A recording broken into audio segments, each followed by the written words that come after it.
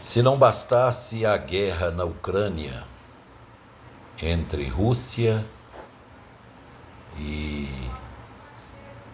a Ucrânia, nós agora nos deparamos com uma nova guerra entre Israel e o grupo terrorista Hamas, que é um dos grupos mais violentos, que dentro do seu estatuto já está lá, que querem destruir Israel. Israel já vem enfrentando adversário ao longo da sua história milenar, vários inimigos como Senequeribe, Nabucodonosor, General Tito, e eu ficaria aqui citando o nome de milhares de pessoas que já pensaram um dia destruir Israel. Primeiro que Israel é um povo escolhido de Deus. Deus tem algo com Israel que só ele reservou para aquele povo. E ponto final. Não se discute absolutamente nada quando se trata de um povo escolhido de Deus, separado por Deus. Deus tem o seu povo. Mas o que está acontecendo agora é uma grande tragédia que está chamando a atenção da comunidade internacional, a invasão de terroristas e matando centenas e mais centenas de pessoas com requintes de crueldade. Eu, particularmente, concordo que Israel vá atrás dos terroristas e, obviamente, haverá um confronto. Eu vou torcer para Israel. Israel é um povo muito especial. Mas a pergunta que se faz hoje é uma pergunta muito simples. Devemos orar por Israel, por Jerusalém? Hoje as pessoas estão orando, clamando, mas o resultado e a tragédia, ela está aí. Não tem como você esconder essa tragédia que já está em curso. Quando eu falo para vocês, hoje é uma quarta-feira, já numa virada de quinta-feira, do dia 11 para o dia 12, então nós estamos diante da guerra que já está acontecendo. O que nós devemos fazer com respeito a Israel? Eu gostaria que você ficasse comigo, você que está ouvindo esse áudio, esse vídeo, porque eu vou te surpreender. E eu já vou abrir aqui as escrituras em Gênesis 31, 29. Gênesis, que é o primeiro livro. Lembrando que Israel, volto a dizer para vocês, Israel é um povo separado de Deus. Ninguém discute, eu não discuto isso. Mas olha o que diz, capítulo 31, versículo 29 de Gênesis. Diz assim, poder havia em minha mão para vos fazer mal, mas o Deus de vosso pai me falou ontem à noite, dizendo, guarda-te que não fales com Jacó, nem bem e nem mal. Olha que recomendação, desde a nossa base em Gênesis, não fale nem bem e nem mal. Porque Israel é um povo exclusivo de Deus. E a gente sabe que Deus tem algo com Israel. O que a Bíblia diz? Não fales bem nem mal. Eu atribuo a queda de Donald Trump, que perdeu as eleições para o Biden, por ele ter tentado interferir na história de Israel, mudando a sua embaixada, que é em Tel Aviv, para Jerusalém. Isso foi uma coisa que ele não deveria ter feito. Israel, você tem que deixar que Deus julgue Israel, que Deus proteja Israel, que Deus cuide de Israel. Inclusive tem um anjo, Miguel, que tem uma missão de proteger Israel. Israel então tem sua proteção. E é claro, algumas coisas acontecem, porque essa é a vontade de Deus. Deus permitiu. O que está acontecendo hoje lá em Gaza, lá em Jerusalém, lá em Tel Aviv, em todo Israel, as coisas que estão acontecendo. Mas nós devemos orar por Israel. Eu quero ler com vocês. Desde já eu peço para você não desistir desse vídeo. O final é surpreendente. Salmos, capítulo de número 122. Salmos é muito fácil nós acharmos Salmos. 122, que vai dizer algo interessante. Já me aproximo aqui do Salmo 122. Estou no 119, cheguei no Salmo 122.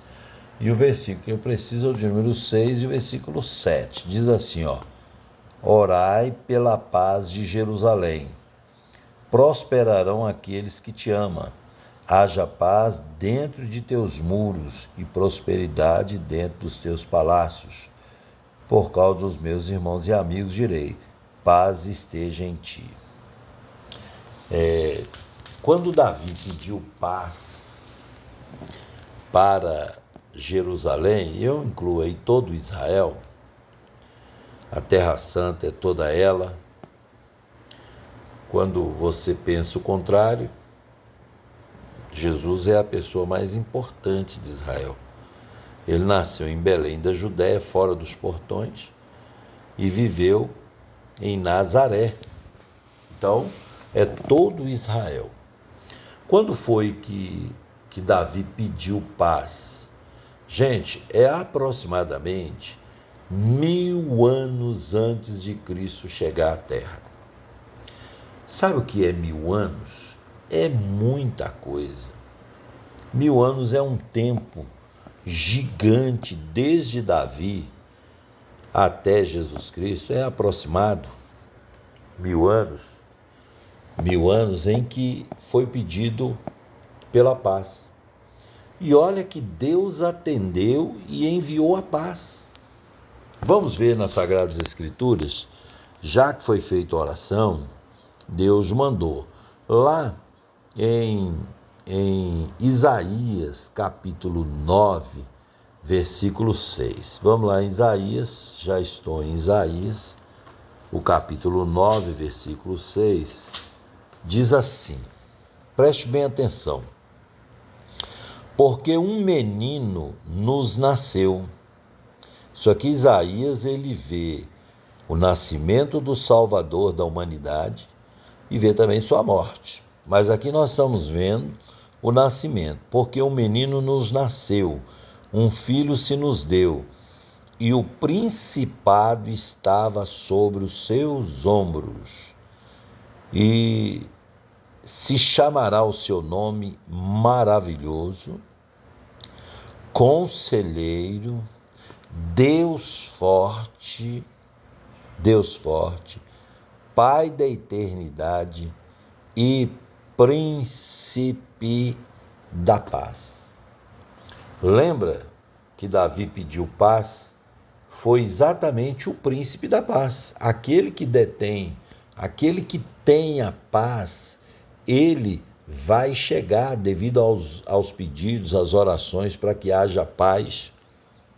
Israel nunca teve paz, nunca dormiram seguros, então o príncipe da paz vai chegar. E olha só que interessante, lá em Lucas 2, versículo 11, já que o príncipe da paz, conforme nós lemos, está a caminho, estou falando agora de 700 anos, 700 anos.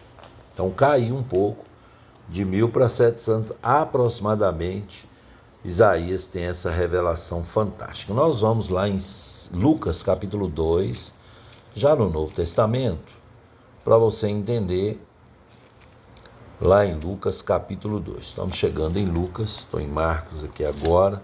É bom que você acompanhe, você que está ouvindo, fique atento. Capítulo 2 de Lucas, versículo 11 até o 14. Diz assim, ó: Pois na cidade de Davi vos nasceu hoje o Salvador, que é Cristo o Senhor. E por isso vos será por sinal: achareis o menino envolto em panos e deitado numa manjedoura. E no mesmo instante apareceu com um anjo. Esse anjo já acompanhava a família. Então apareceu com um anjo uma multidão dos exércitos celestiais. Eles vieram para comprovar ou para acompanhar o nascimento do Salvador, dando importância. Então apareceu esse anjo com a multidão dos exércitos celestiais, louvando a Deus e dizendo. Então eles estão louvando a Deus e dizendo, e isso vos será, olha o que ele está dizendo: glória a Deus nas alturas, paz na terra aos homens de boa vontade. Até os anjos disseram, agora vai ter paz. Claro que vai ter paz. Os anjos disseram, paz na terra. Se a paz está na terra, fiquemos tranquilos. Só que não. Herodes o Grande, quando sabe que está para nascer Jesus Cristo, e ele pede para aqueles reis, aqueles homens, que eu chamo de cientistas, conhecedores da natureza, do tempo, o que eles fazem? Olhe bem, eles vão até Herodes. Herodes é comunicado que vai nascer o Salvador, uma estrela. Eles caminham seguindo uma estrela e ocorre que Herodes o Grande fica aguardando. Eles não voltam, eles vão embora para outro caminho. Ele determina a matança de crianças.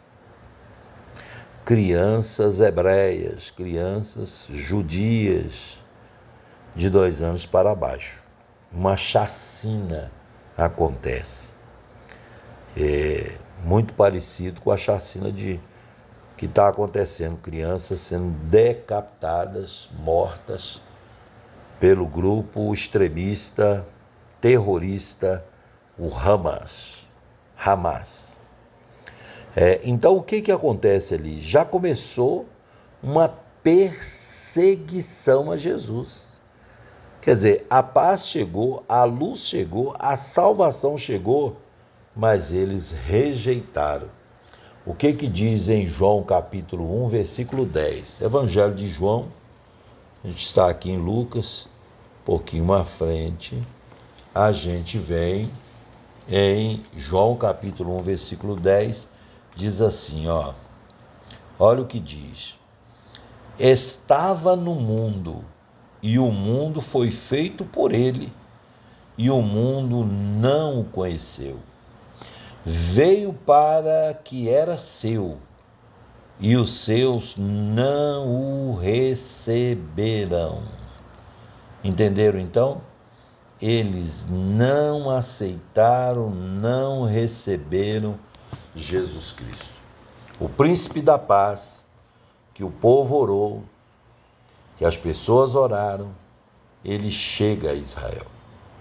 Esse menino vai crescer, mas quando ele começa o seu ministério aos 29 para 30 anos, esse jovem pregador, ele começa a ser rejeitado. As pessoas rejeitam ele. Quando ele se declara filho de Deus, então, perseguição é total. E esse é o povo que João Batista disse assim: raças de víboras, quem vos ensinou a fugir da ira vindoura? O próprio Senhor Jesus chegou a dizer em João capítulo 8, vós tendes por pais ao diabo e quereis satisfazer o desejo dele. Então a gente vê que realmente esse é um povo que rejeitou, eles recusaram realmente o Senhor. Lá em Mateus capítulo 23, versículo 37, nos mostra algo interessante, algo muito interessante. Capítulo 23 de Mateus, versículo 37. Mateus 23, 37. Olha o que diz aqui, ó. Veja bem se vale a pena orar por esse povo. Você decide. No início eu perguntei, devemos orar por Israel? Pois eu digo para você que não. Israel hoje está debaixo de um juízo de Deus. Deus é que trata, Deus é que cuida. Não temos que nos meter com essa questão. Ela é uma pedra pesada. Capítulo 23 de Mateus e o versículo de número 37, a gente conta isso aqui, ó. Jesus dizendo, Jerusalém, Jerusalém, que mata os profetas e apedreja os que te são enviados. Quantas vezes quis eu ajuntar os teus filhos, como a galinha ajunta os seus pintinhos debaixo das suas asas, e tu não quisestes. Ou seja, quem não quis o príncipe da paz, a qual Davi disse, oremos pela paz, quem não quis foi o próprio povo.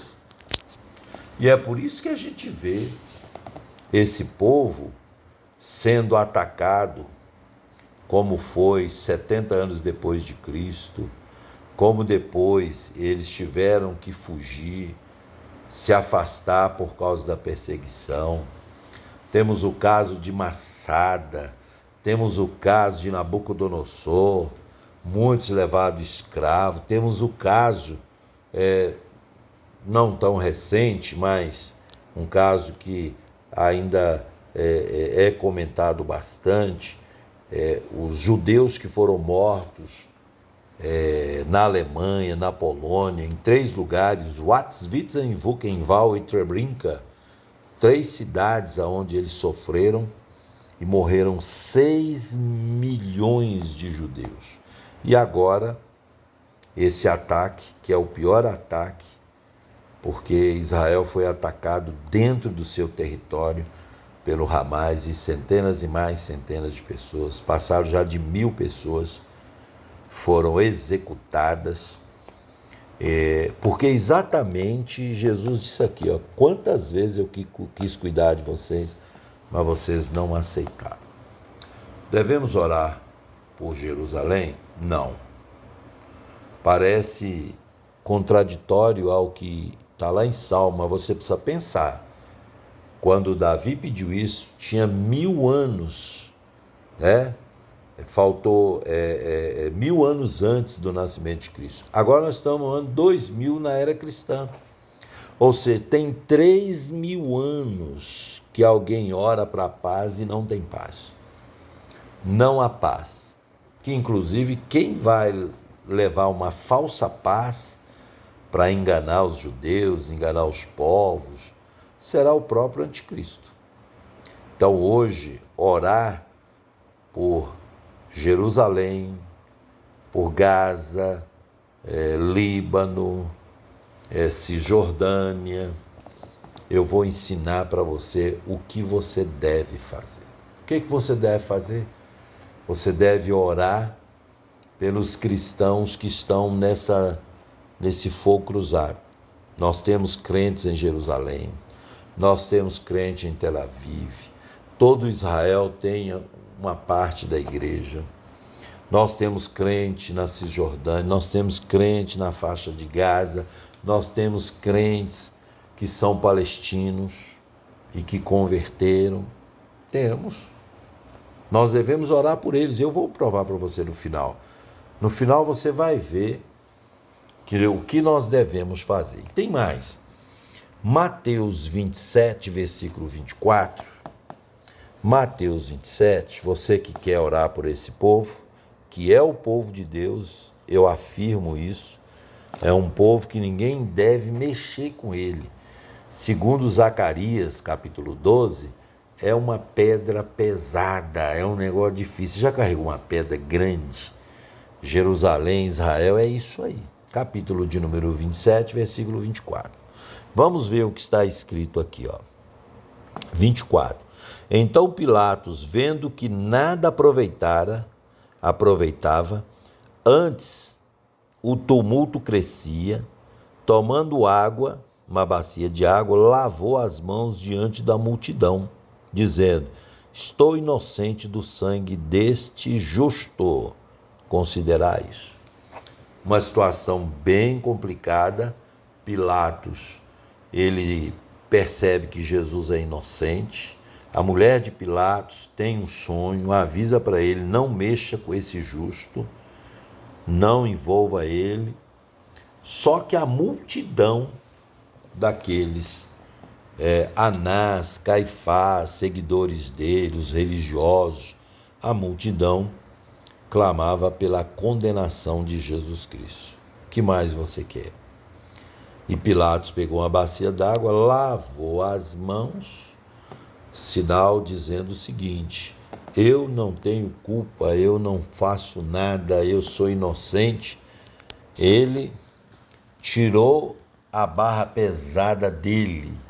Aliás, ele quis, né? Porque o final da história de Pôncio Pilatos é muito triste. Bom, o que aconteceu aqui quando ele fez isso? No versículo de número 25, e respondendo todo o povo disse: o sangue caia sobre nós e sobre os nossos filhos. Grave bem isso. Que o sangue de Jesus, disseram eles, caia sobre eles e depois caia sobre os filhos. Aquela meninada toda lá sendo executada são filhos. Olha só a fala desses religiosos líderes de Israel daquela época. Eles disseram que o sangue cairia sobre eles, e caiu, eles sofreram, mas também sobre filhos, netos, bisnetos e tataranetos. A maldição foi lançada, por isso que muitos morreram na Alemanha, foram cercados, foram mortos, e agora também porque eles pediram isso. Eles pediram isso. Agora eu vou mostrar para você quem você deve orar. Bom, lá em João capítulo 17, Evangelho de João capítulo 17, versículo de número 9. Evangelho de João capítulo de número 17, versículo 9, Evangelho de João. Vamos chegar no Evangelho de João para a gente ver essa situação e entender por que não devemos orar por Israel. Você deve orar por muitos crentes que estão lá, muitos irmãos nossos que estão lá. Aí sim a gente deve orar, mas não para o sistema do mundo. Israel está no mundo. Não ameis o mundo, nem o que há no mundo. O mundo jaz do maligno e tantas outras passagens. Mas no capítulo 17, versículo 9, diz assim, ó: eu rogo por eles. Isso quem está falando é Jesus. Rogar é orar, né? Não rogo pelo mundo, mas por aqueles que me deste. Deus deu a igreja para Jesus. Aqueles que me deste, está dizendo aqui, porque são teus. Está se referindo à igreja, que somos nós. Então eu oro pela igreja. O que o mundo precisa hoje é converter, é aceitar Jesus. O mundo não está precisando de cura, o mundo está precisando de libertação. As pessoas que são salvas que nós oramos, porque já é um povo separado. Quer ver isso? Lá em Pedro, capítulo 1 Pedro. 1 Pedro nos fala muito bem disso. Estamos chegando aqui em 1 Pedro. O versículo que eu preciso, deixe-me ver aqui. 1 Pedro 2. 1 Pedro 2. 1 Pedro 2. Deixa eu tentar encontrar aqui para não ficar mal. Encontrei. 1 Pedro, capítulo 2, diz assim, ó: mas vós sois a geração eleita, tá? Nós somos uma geração eleita. O sacerdócio real, a nação santa. Grave bem isso que você está vendo aí em 1 Pedro 2, 9. A nação santa, o povo adquirido, para que anuncieis, aí, deixa eu virar a página aqui, para que anuncieis as virtudes daquele que vos chamou das trevas para a sua maravilhosa luz. E isso ajuda também, quando fala que nação santa, Deus tem um povo aqui na terra, que é o povo dele, é o povo escolhido dele.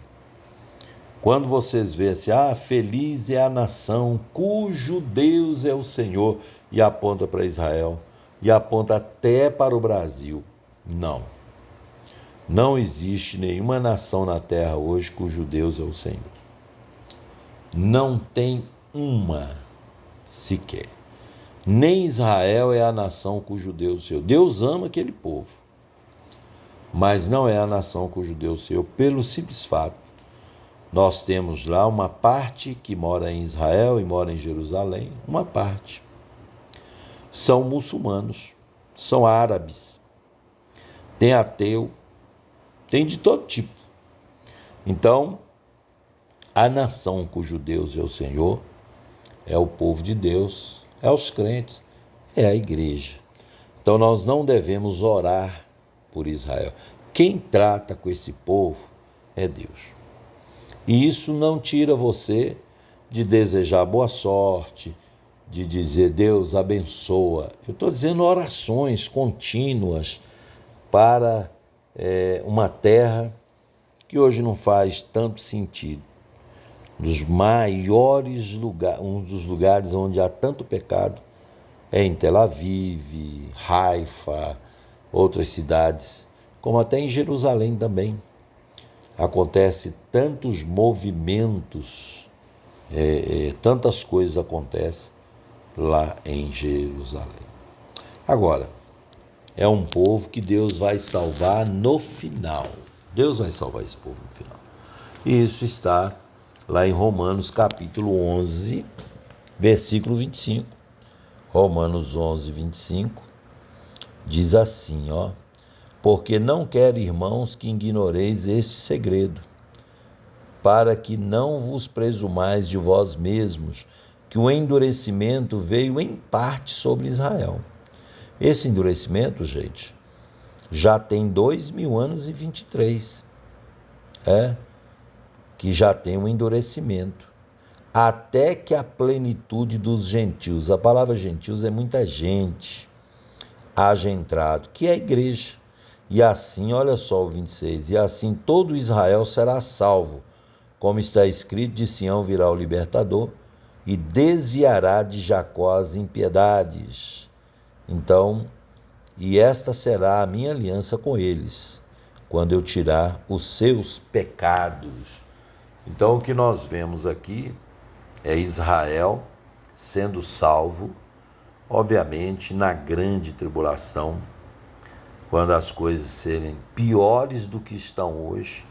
Todas as nações vão cercar Israel, entrar em Israel. Zacarias 14 fala que vão estuprar as mulheres, violentá-las, Muitas mortes.